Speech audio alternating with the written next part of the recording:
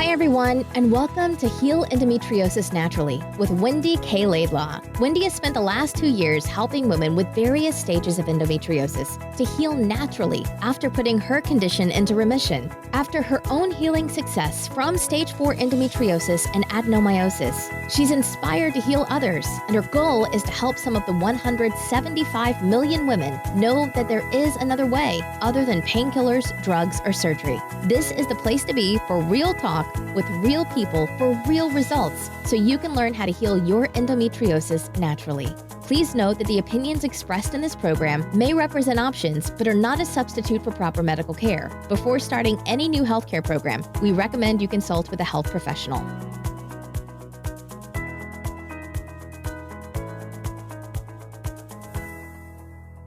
Hey everyone, it's Wendy K Laidlaw here from Heal Endometriosis Naturally. As always, I really do hope that this podcast finds you well.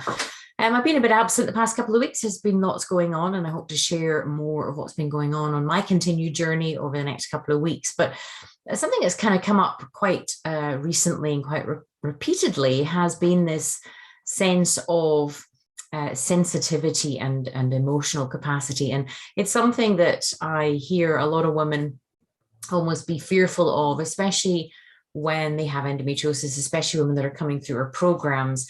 And as you know, I have the 21-day challenge, which is really to challenge you to listen to your emotions, as well as the Embracing Emotions program, which, as it states, is to help you embrace your emotions, which by default is almost a very weird concept. But I kind of wrote this podcast a couple of weeks ago for various reasons, as I say, which I'll share at a later point. I haven't been able to record it. And it's kind of come to a head this evening. Just before I go out, I'm about to go to a comedy club and watch some comedians. And this is my kind of self-date this week. But it's just kind of got to the point where I really do have to share this, because I hear this element of sensitivity and emotional elements coming up a lot. And as I say, I wrote this a while ago. I've not had a chance to record it. So I hope that you enjoy it and that you recognize, as I've stated many a time, of the 5 Ps, the produce, the food, the products, and the property are the easy part.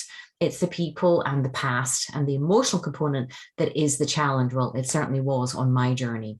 So again, if you're not seeing the progress that you would like at this point, and you swapped out wheat and soy and dairy, and you've looked around your environment for, you know, what is toxic and xenoestrogens and phytoestrogens, and you're just not getting that shift forward, then it may be the emotional component that you're looking for. So the title of this podcast is I Love That You're Emotional. Now, I remember the first time my children said that phrase to me, Mum, I love that you're so emotional. And even as I say this now, it just makes me feel emotional. I love that they said that. It was the most refreshing and validating phrase I had ever heard about myself. Oh, to be so finally accepted for who I was, or rather, who I am.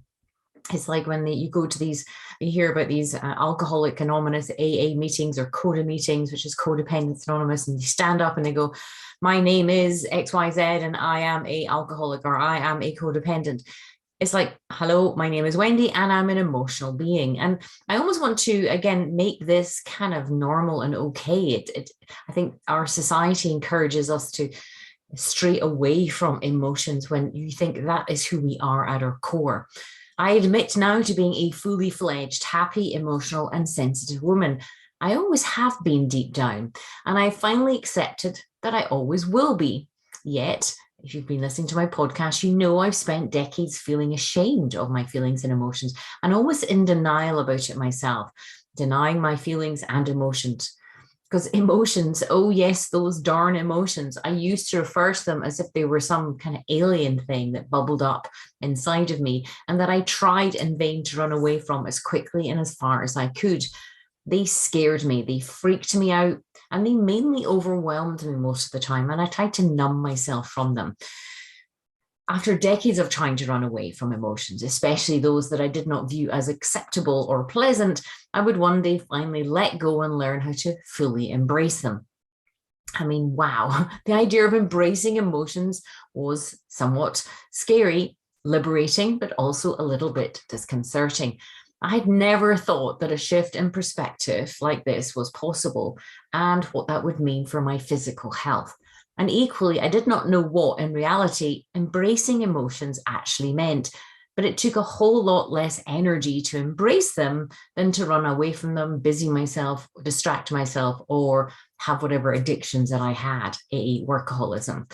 I do not want to spew unpleasant emotions, or I certainly didn't want to spew unpleasant emotions upon any other unsuspecting old or young soul. I cared about others and what they thought of me, yet I knew I needed to start to care about myself first and foremost. And every day on this journey, it's still a challenge to some degree, which is why I share these things with you. So although it was a wobbly road and a significant learning curve at the very beginning, I would come to settle that the role of the observer was born. Developing this kind of observer role, or this observer part, rather than jumping on the endless critic bandwagon and the pusher and the perfectionist parts that I talk about, was really interesting and significantly nicer. Having an observer to observe my emotions rather than feel that I was the emotion felt a lot lighter. I did not appreciate way back then the chemical and hormonal impact emotions have on our body, and of course, endometriosis. And I do just want to kind of, again, reiterate this point. When I'm talking about emotions and all how everything all connects, endometriosis is not something that's, in inverted commas, in your head, like, you know, that you have this conscious control over. It is a complex condition by nature, hence why I talk about the 5 Ps: produce, products, property, people, and past. So please do not beat yourself up about that. What we're talking about here is the subconscious, what is below the level of consciousness, and that the emotions, for example, are messengers that are trying to tell you who, what, and where is aligned with you, supportive of you, and works with you. So I would struggle with this, as I thought I had conscious control and only needed to think more positively to fix myself. So do not fall into that trap that many of us do. My perfectionist part went into overdrive. If I could just be good enough, if I could just be slim enough, if I could just be successful enough, then I would be enough. Now, from the youngest of ages, I was told I was too sensitive, like sensitivity was this plague and a curse. Anytime a family member would use that phrase almost against me, it felt like they were repulsed by this part of my personality. And again, note, I say it's a part of me and not all of me. I would come to dread when some unpleasant person, toxic person, would cast those cruel words my way and voice a statement with criticism. It absolutely felt like rejection. It felt like abandonment of the core of who my character was, yet I tried to run away from that. And then, of course, in my 40s and 50s, I'd learn and accept that sensitivity does not by any way, shape, or form mean weakness. It's actually quite the opposite. Sensitivity is not celebrated in our society, but to me, sensitivity means a deep yet quiet, unique form of strength. And this is what I have so much joy, me and my team have so much joy in helping women recognize on the journey. It's a conflict, it's a challenge, and sometimes it's a battle because we have detached ourselves from those most vulnerable parts, sensitive parts, because it's not felt safe to expose them at various stages. Now, equally, I do not profess to be one of those people who are masquerading as one particular type of person, yet pretending to be something I'm not. I recognize I am intuitive, I am perceptive, I'm highly attuned to my environment, the people in my environment, places and things, and I finally learned to accept and fully embrace my sensitivity. But of course, with very clear, firm boundaries to protect those parts of me and all of me, which is again something that I share avidly with the women that come through my programs, because this is not taught from a young age, especially for young girls, how to be assertive rather than aggressive, how to protect yourself rather than be open and vulnerable to everything and everyone. To demonstrate the misconception by some that sensitivity and creativity mean a person is weak and a pushover is quite prominent in this sort of recent court proceedings that were kind of like played out a couple of weeks ago, and really caught my attention by some sort of the movie Aquaman actress and the Pirates of the Caribbean actor who were once married. I'm not normally interested in such tittle-tattle or celebrity gossip or social media. As I say, I tend to be very aware and conscious of what I expose myself to. But the contents of this particular case came across my awareness and actually surprisingly touched my heart.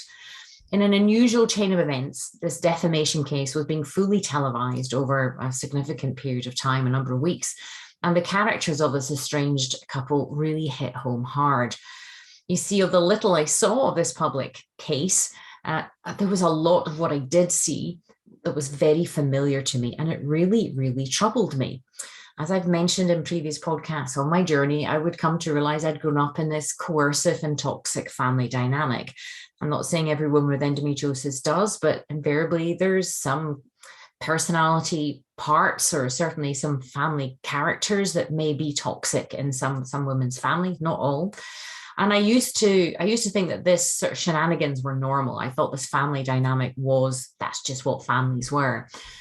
It was only after years of counseling I'd learned that our family was what they classed, or what the psychologist or a counselor referred to, as dysfunctional, and that so many other families, believe it or not, are the same behind closed doors. It's quite one thing what people present out on the street amongst each other, and quite something else behind closed doors. I had somehow survived a truly toxic mother. I've mentioned this before, but she would actively and outrightly say to me she didn't want children, to me and my brother, and that we had spoiled her career. I did not know she was classed as toxic until decades later, when, with the help of a counselor who had speciality training in complex PTSD, she would help me uncover the truth. And of course, coming to terms with your parent being that toxic was very hard, because there was a lot of guilt and shame, and even thinking that. But I would learn that the physical assaults, the emotional beratement, the coercive control was not normal behavior for a mother to bestow upon her daughter or son. Society, schools, religion, films depict a mother to represent this total loving person with this unconditional positive regard to her child. A mother is supposed to be a safe, nurturing person that offers protection to her child from the dangerous outside world. But like some of the women I work with, I never experienced that kind of love and safety. Indeed, I experienced quite the opposite. I experienced fear, anxiety, dread, overwhelm, this feeling of aloneness from as long as I could remember. Sadly, for decades, I interpreted those feelings and emotions to mean that there was something wrong with me, that no one could deal with me, no one would understand me, that I was unlovable and I was deeply flawed. I thought I was supposed to attain and strive to be happy, whatever that meant, but I felt stuck in a big fat soup of misery. I feared I was as dysfunctional as my family was. I feared I was weird. I feared that there was something wrong with me. Yes, I would come to learn after years of counseling that although I was not perfect, as much as I tried to be, it would seem that a range of emotions and feelings I experienced, certainly from a young age, were normal and representative of my experiences, whatever normal means.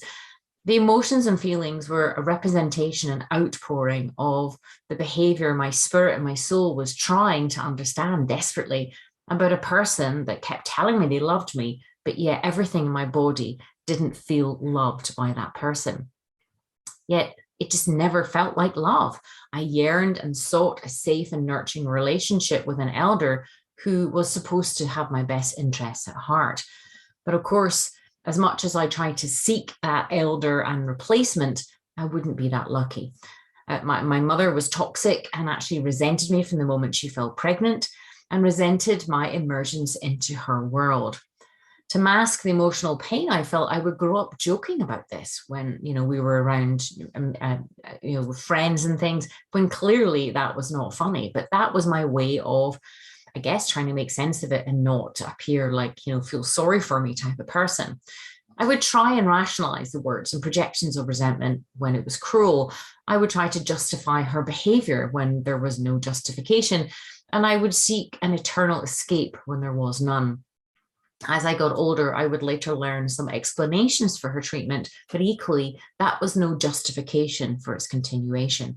I do use the example, there might be some explanations, but that's not a justification. And that felt a very important statement to me as I tried to make sense of what was happening.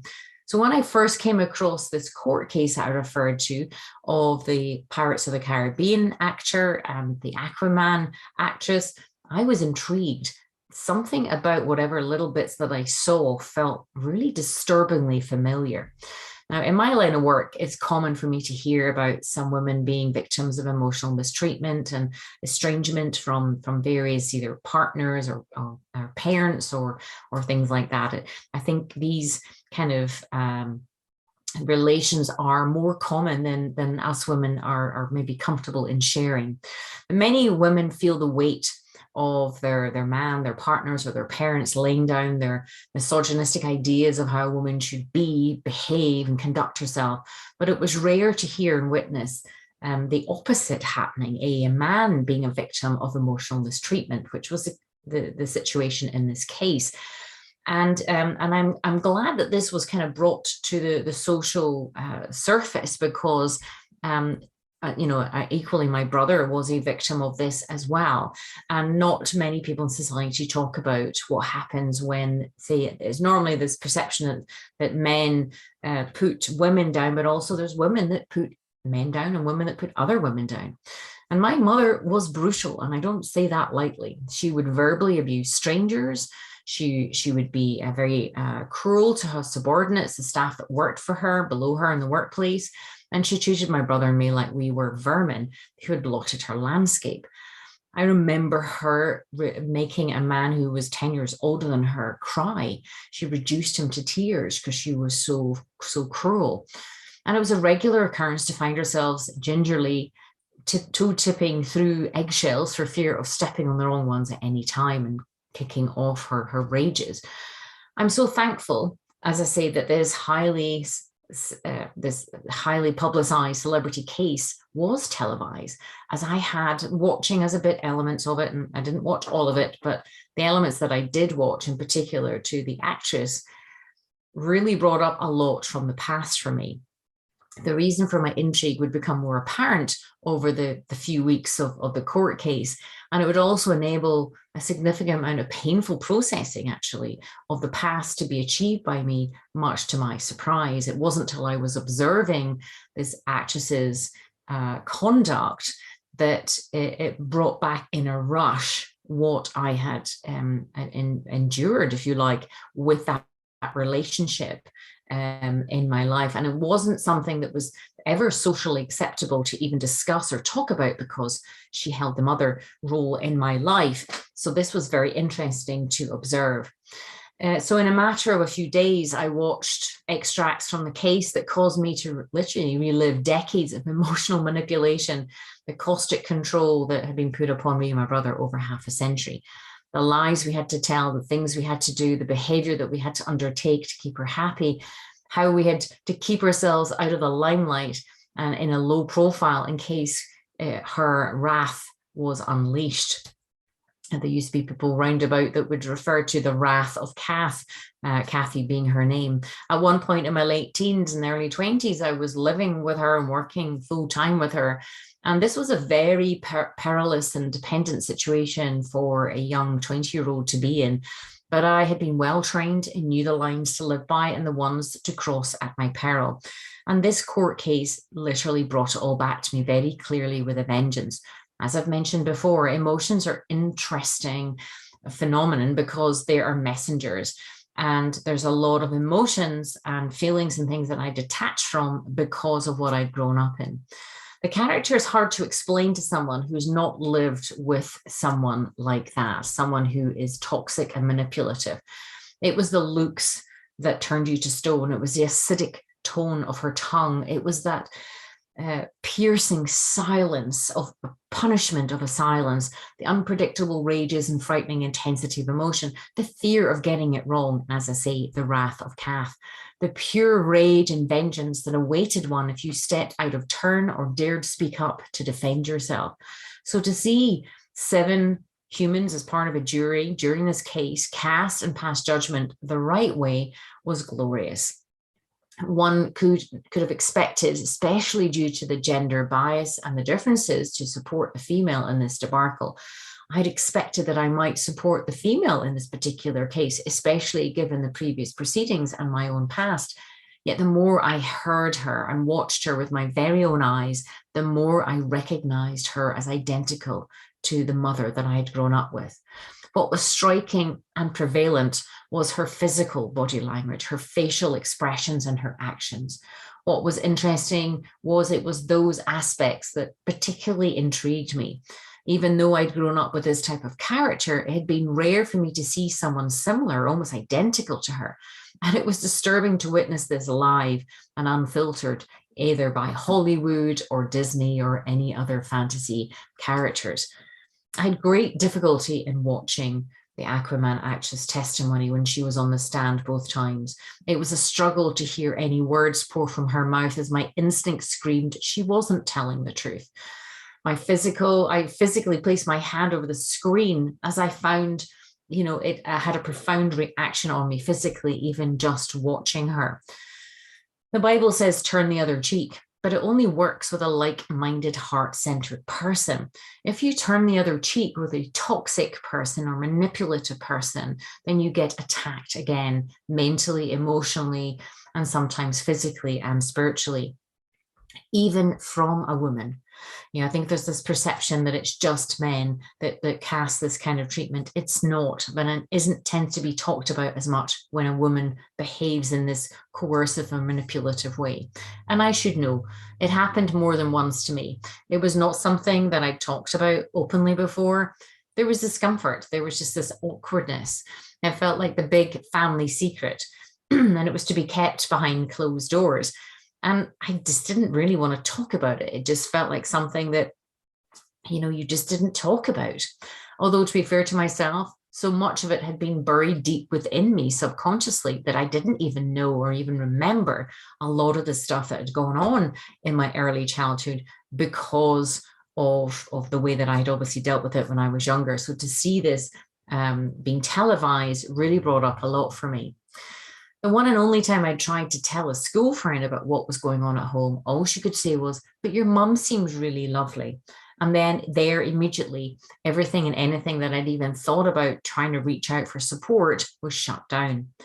And of course, she was lovely to those outside of the home, but not indoors. So I really wanted to believe this actress because she was female and because of my own past, my own issues in other relationships.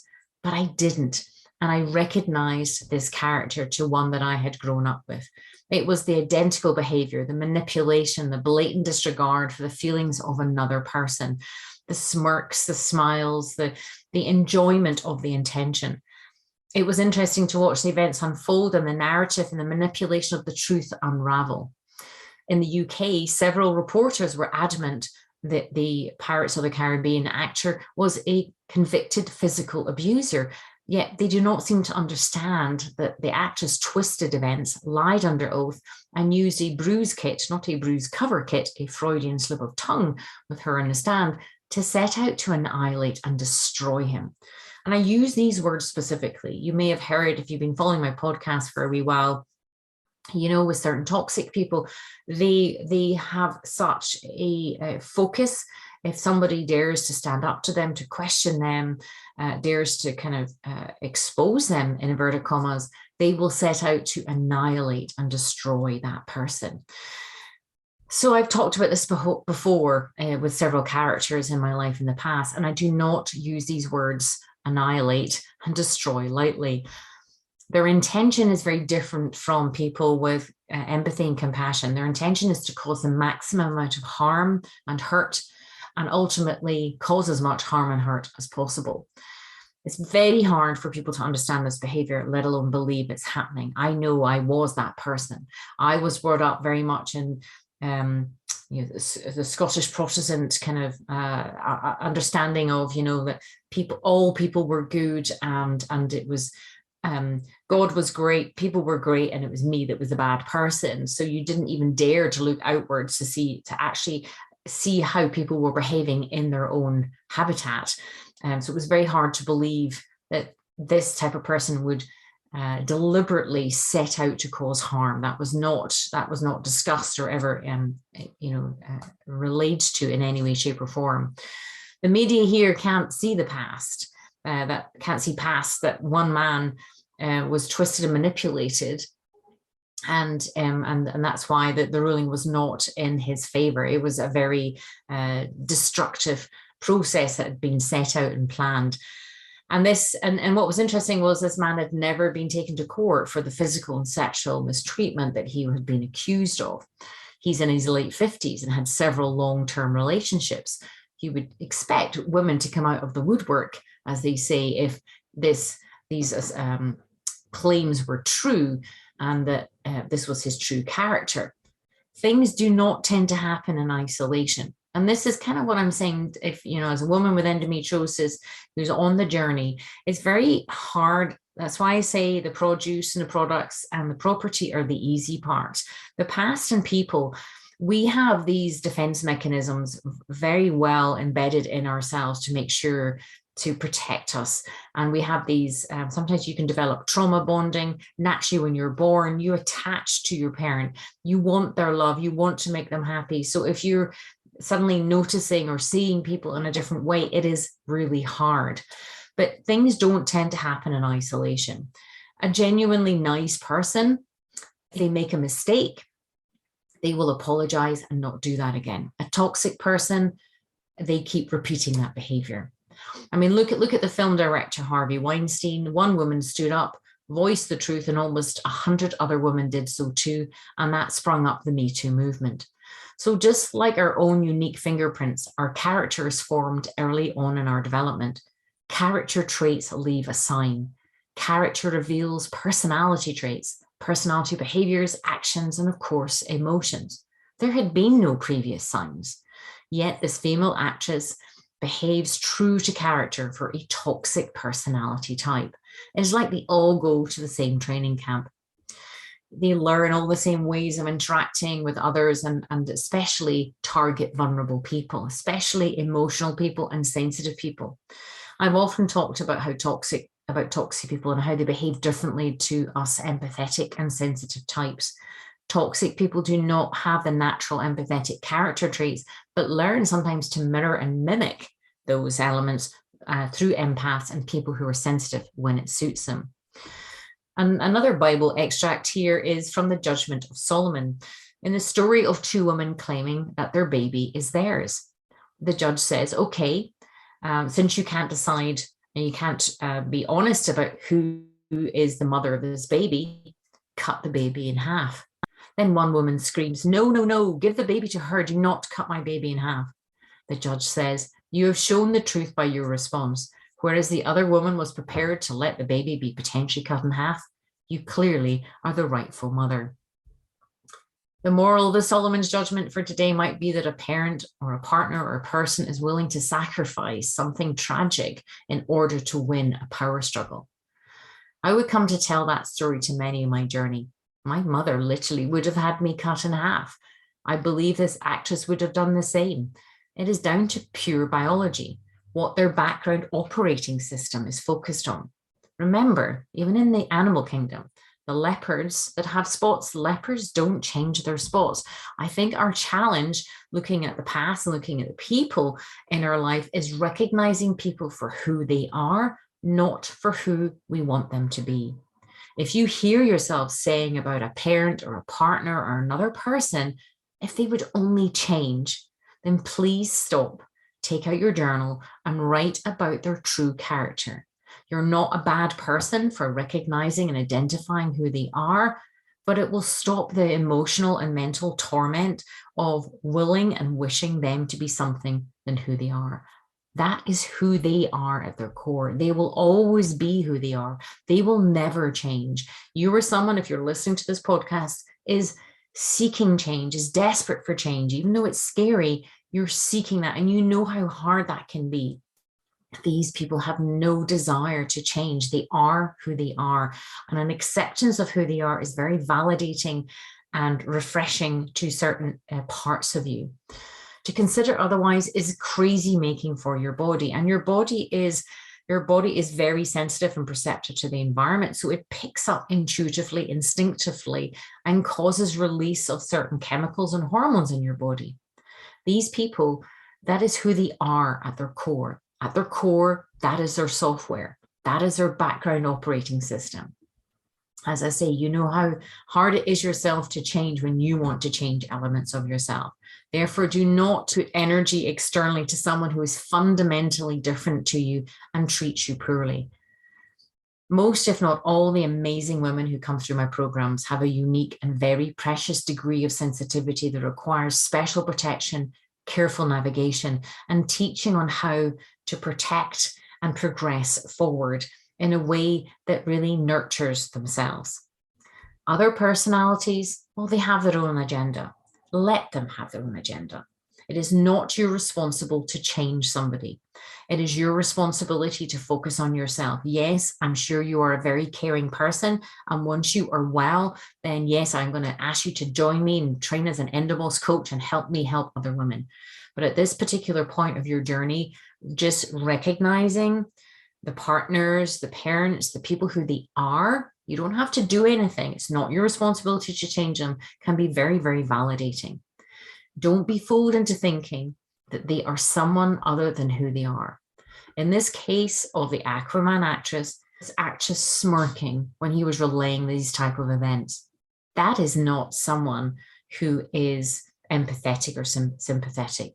That is not the actions of a woman who previously claimed she was a victim of mistreatment. That is a woman who orchestrated the mistreatment to all and everyone in her orbit. So I desperately tried to ignore my instincts growing up and wish my mother was somebody other than who she was. To be fair to myself, when I was younger, I had no choice. I needed her to take care of me. That was the only caretaker that I had. I would learn to acknowledge and accept her behavior as unchangeable and learn to love her, and in my case, to let her go. That was the safest decision for my character and my sensitive personality. It may not be that choice for you or for other people in your life, but for me, that was the choice. I worry for the actress's own daughter. What will become of her? So this court case was not about gender. It was about character. It was about the intentions put upon another for punishment and control. Whilst no one is perfect and each and every one of us messes up at times in relationships, it is the response to the misunderstanding or mistreatment that is key. Your sensitivity and your emotions is your radar. Your sensitivity and emotions are your internal alarm system. Your sensitivity is your strength and protection from those who do not have your best interests at heart.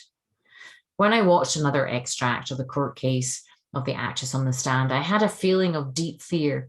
Interestingly enough, that no one would be able to see what I saw, because of me having to explain this to a school friend and her not believing me, was what I thought the rest of the world would feel too. The real malice, the real lies, and not see the real truth. I actually lost a few nights' sleep about it. It upset me and disturbed me. It woke me up to some childhood fears, the act of all this going on behind closed doors and the mask presented to the public. If you find yourself in a relationship that causes you to cry 2 to 3 times a day, or you feel punished by the endless silences, the silences that are so punishing, or you feel you can't reason with this person because they're an unreasonable person, I pray that you really listen to yourself. I pray that you journal, and I pray that you really tune into your body. It may be a struggle. It may unearth some of the past buried in the background. It may cause you to feel physically sick for a brief moment as you allow yourself to face the truth. The truth is your sensitivity and your emotions will guide you. Your sensitivity is to be cherished and heard. Your sensitivity and subsequent feelings are there for a reason. Remember, all emotions are messengers, so ignore them at your peril. A nice person will hear if they've upset you and feel shame or guilt temporarily and refrain from such behavior in the future. A toxic person will pretend that they have heard you, but repeat the behavior with a smile or a smirk or a feigned ignorance when you know full well they know exactly what they did to hurt you. Do not allow yourself to be a doormat to anyone, and never allow yourself to disown or be ashamed of your sensitivity. Heal endometriosis naturally is an inside job, and women with endometriosis tend to shove their sensitivity down deep into their pelvis. I noticed a UK bank recently, the HSBC, is running a very powerful advert about financial abuse. that sometimes women in particular find themselves in. So make sure to have your own bank account, whether you're married or not, and have your own money. There is zero excuse for any type of abuse, and you deserve to be treated well and get back equal amount of love that you give to everyone else. Mistreatment, abuse, domestic violence may show up in many forms, and sometimes right under your nose when you didn't even see it and had no awareness of it. I used to think abuse was just the physical type. I was not aware that there was all these other types of mistreatment and abuse. Ironically, they were all happening to me without me knowing what was going on. Yet I would learn that they were happening for me. Waking up to the reality rather than the fantasy of my life has been challenging and downright painful at times. But it's such a win for the world to witness this wickedness and all the abuse and all its wickedness being seen to everybody now. So the universe wants you to process any deep pain, and there's only two ways of doing it. Conscious choice, which is to help through journaling and meditation, perhaps EMDR therapy, getting into nature, play, drawing, and paint, or subconsciously, attracting people, situations, and things to process the pain of the past. I chose conscious as much as I can and intend never to sleepwalk through my life and never intend to underestimate the impact and effect of toxic people on my early foundations of the perception of myself. The actor from the Pirates of the Caribbean's case is a classic example. The actress, she was the aggressor, not the aggrieved. I never ever want you to experience that torturous encounter or relationship. So I love that I'm emotional, and I love that you're emotional. So lean into that emotion and embrace it. And if you want to learn how to embrace it safely, then do check out my 5-week online program to help you to your health.